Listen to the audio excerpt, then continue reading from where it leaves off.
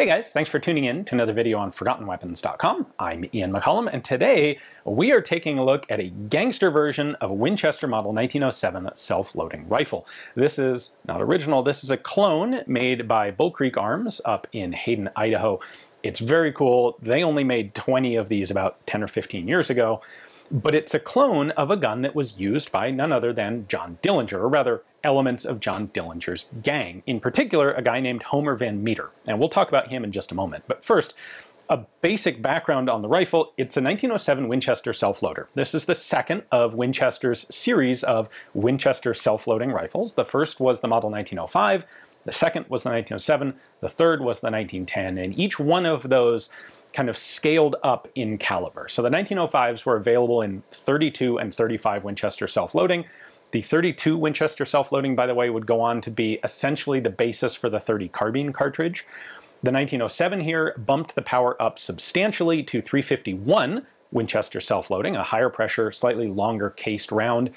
To put it in some perspective, this fired a 180 grain bullet. They made both FMJ and soft point, but both 180 grain loadings at about 1900 feet per second.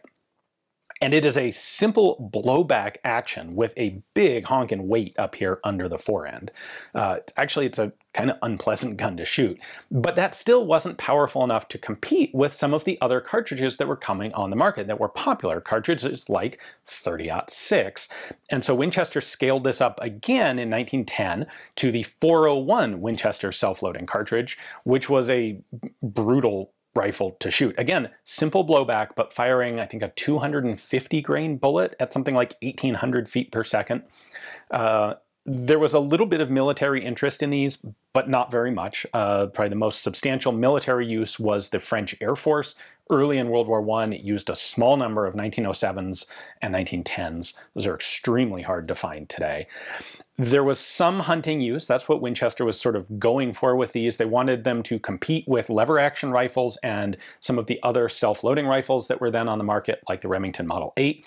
Part of the idea here is you have a charging handle out here in front. There's nothing sticking off the side of the gun, so you can put this in a scabbard on horseback just like you could with a lever action rifle.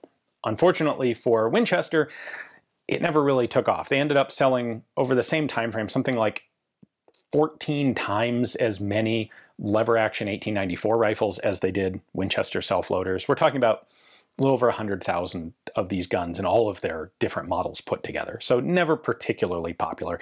They were expensive guns, etc., etc. But there was also police interest in them because, hey, it's semi-automatic. It's got detachable magazines. You could get 5 or 10 round magazines. And Winchester did actually release a police version of this rifle with a 10 round magazine standard and with a bayonet lug on it, of all things. Now, those were also never very popular. It turns out most of the police didn't really actually care about a bayonet, and they didn't want to pay the premium to get a bayonet version of the rifle. But there was a decent amount of police use and a decent amount of gangster use as well. This was a powerful semi-automatic rifle in a time when that was a pretty rare thing to find. So this is right up there. Basically, the two most common long guns used by the famous automotive-based gangs of the roaring 20s and 30s were the Thompson submachine gun and the Winchester 1907 self-loader, with the BAR sort of as a somewhat distant third. BARs were famous, but they weren't used nearly as much because they were harder to get. 1907s were pretty readily available if you were willing to pay for one and buy one. Now, that's been a bit of a long-winded intro here. What we are looking at today is a copy of a modification done to these rifles by a guy named Hyman Lebman. Now, he was a gunsmith who ran a gun and saddlery company out of San Antonio in the 1930s. He was born in 1903, so fairly young. He was in his late, well, he was about 30 years old when he was doing this sort of conversion, and he did these conversions for all sorts of famous gangsters. Now, he claimed that he never knew they were actually criminals, he never knew they were gangsters, but he did hang out with them an awful lot. And we're talking about a lot of the guys surrounding John Dillinger and some of the other really notable gangsters at the time. And what Lebman did was not just conversions like this to the 1907, but probably his most famous thing was converting a 1911 into a machine pistol with an extended magazine and a Thompson front grip like this, stuck on the front, and he called them baby machine guns, and those are better known than these 1907s. You can see some pictures of them out there. Dillinger had some, as did some of the other gangs around at the time. What Lebman did specifically with the 1907s was he created a new metal front end, fore end for them, that mounted a Thompson vertical front grip. He put a Cutt's compensator on the end of the muzzle. He cut the muzzle down. Now, this one has been left 16 inches, so it's not an NFA item. Lebman cut them down to just longer than the charging handle here. Outfitted them with 10-round magazines. That's not a big deal because those were readily available from the factory. You could just order them. And according to some sources, Lebman converted these guns to full auto. Now, I'm pretty skeptical of that, but we'll get to that in a minute. First, let me show you the specific details of this, and we'll take it apart a bit so you can see what the inside of one of these 1907s looks like. Let's start with just a basic primer on the Winchester 1907. This is a simple blowback semi-auto rifle. It does use a detachable box magazine. The magazine catch is this little button here. You push it inwards towards the mag, and then you can pull the magazine out. The standard magazine was a 5-round capacity, like this guy. Note that all the original factory magazines are marked .351 caliber on the bottom. If you find one marked .35 caliber, that's for a Winchester 1905. There were also factory 10-round magazines. They have that same .351 caliber marked on the bottom. And I mentioned the French Air Force used these. You can occasionally find them with French production markings because it seems the French made their own 10-round magazines as well. Now, these magazines were available from the factory, but they did require some factory fitting to work. They're not quite strictly interchangeable magazines. Now, the charging handle is up here. Just push that back and it cycles the bolt back. You can actually lock the bolt open on this by pushing the charging handle in and rotating it to the side, which is rather difficult to see. You can see there's a little cutout there. That's normally vertical, and when it's rotated off to the side, it locks the bolt open. There are basically 3 modifications that Lebman made to these guns. One of them is the addition of this compensator to the muzzle. This is a Cutt's compensator. That's the same style, same company, type of compensator that was used on the Thompson submachine guns. They're designed by a guy named Richard Cutt. They're reasonably effective muzzle brakes. In fact, a version very similar to this was tested by the US Army at Springfield on the Springfield 1903 bolt-action rifles. It was not adopted, but they did test it. Lebman found them, bought the compensators, and mounted them on these 1907s. Then the really distinctive modification is, of course, the addition of this vertical front grip. This is just the grip off a Thompson gun. He literally used Thompson gun front grips here. But the problem is attaching this to the original 1907 front handguard would have been a problem because those handguards were wood, they were fragile, they're known for cracking and splitting. The 1907 Winchester has a pretty hefty recoil to it, more so than you would expect because it is simple blowback. And so just screwing a front grip onto that original thin wooden handguard wouldn't have worked. It would have cracked and broken pretty quickly. So what Lebman did was made a metal front end, a metal handguard for the 1907. Now, we don't know exactly what metal he used. Incidentally, by the way, 2 of these guns, originals, were captured in Tucson from John Dillinger. He was actually arrested in Tucson in January of 1934, and a bunch of his guns were confiscated at the time. One of those actually was on display at the Tucson Police Department, very, very close to where I live for many years. They have apparently taken it off display. I'm working on tracking it down. I would love to get access to the original one to take a closer look at a couple of the details like this. But we presume that Lebman either used machined aluminum, which to me seems like it would be pretty expensive at the time, or perhaps die-cast zinc or a zinc alloy, which seems to me to be probably the more likely explanation of how he did a metal handguard. But he did have to create a metal handguard so that he had something sturdy to bolt the Thompson grip to, using that screw coming up through the front, just like on a Thompson. Now on this replica, this is CNC machined aluminum.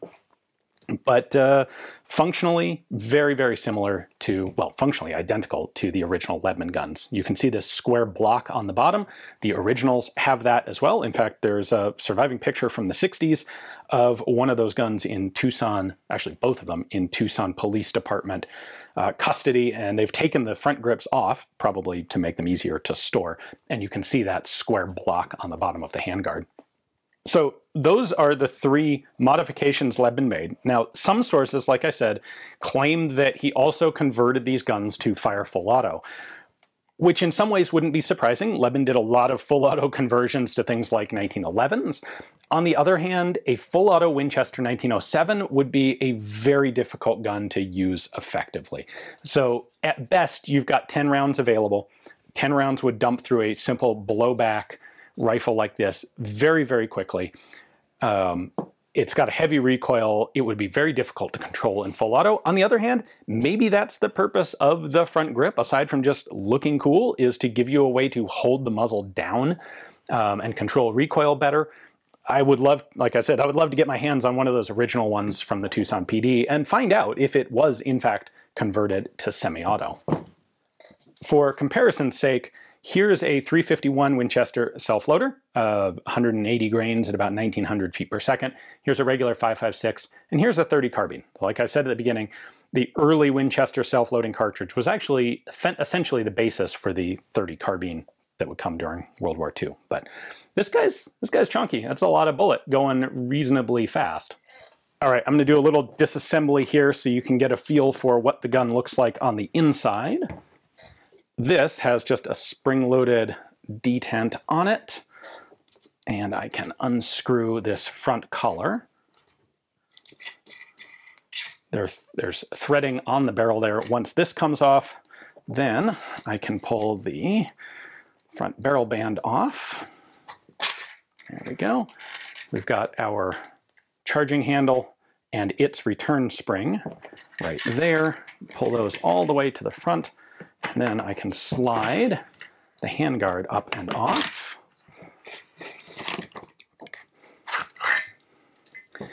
There we go. So there's, in this case, the aluminum handguard. There's the screw holding the front grip on.